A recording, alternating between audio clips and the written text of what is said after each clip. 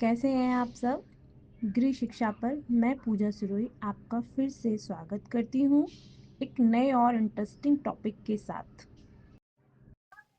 रामाश्री शाखा की कुछ कवि और उनकी रचनाओं के बाद ये आते हैं उनके कुछ महत्वपूर्ण बिंदु, जो महत्वपूर्ण प्रश्न जो हम लोगों से अक्सर पूछे जाते हैं, क्वेश्चंस आते रहते हैं एग्जाम्स में, जो अब तक पूछे भी गए हैं। तो उनमें से ये हमारे जो इम्पोर्टेंट टॉपिक्स हैं, जिससे राम स्वरूप चतुर्वेदी ने रामचंद्रिका को छंदों का अजायब घर कहा। छंदों का अजायब घर कहा। केशवदास को अलंकारों का बादशाह कहा गया। केशवदास पूछ लिया जाता है ना कि अलंकारों का बादशाह किस कवि को कहा गया, तो वो है हमारे केशवदास। केशवदास को अलंकारों का बादशाह कहा गया। राम कथा से संबंधित प्राप्त ग्रंथ वाल्मीकि रामायण है। राम कथा से संबंधित प्राप्त ग्रंथ वाल्मीकि रामायण है। अयोध्या कांड को हृदय कांड भी कहा जाता है।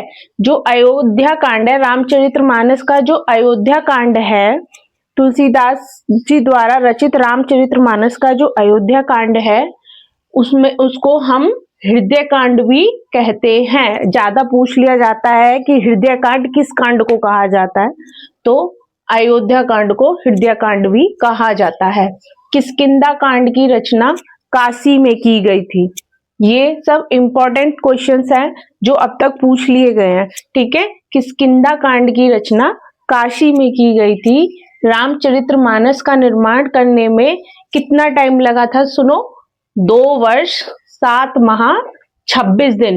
रामचरितमानस जो तुलसीदास जी ने जो रामचरितमानस लिखी थी, उसको लिखने में जो टाइमिंग लगी थी वो थी 2 वर्ष 7 माह और 26 दिन।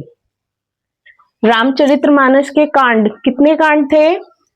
बालकांड, अयोध्या कांड, फियांडे कांड, किष्किंधा कांड, सुंदर कांड, लंका कांड एंड उत्तर कांड।